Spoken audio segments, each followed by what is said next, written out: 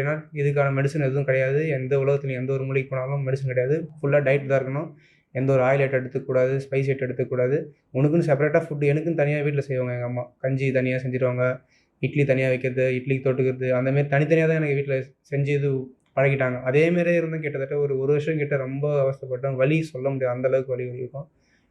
Stomach pain வந்துச்சுன்னா ஒரு 3 நாள் கிட்ட எழுந்துக்க முடியாது. குனிஞ்சுன்னு தான் இருக்கணும். நிமிர முடியாது என்னால.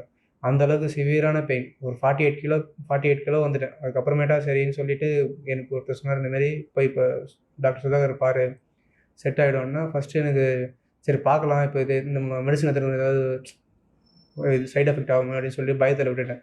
திரும்ப இன்னும் சிவியரா இருந்துச்சு. சரி இதுக்கப்புறமேட்டா மெடிசனே இல்லைன்றாங்க எங்கேயுமே போயிட்டு. இதுக்கப்புறம் எங்கே தேடினாலும் கிடைக்காது. வேறு வழியே இல்ல. சரி பரவால்ல.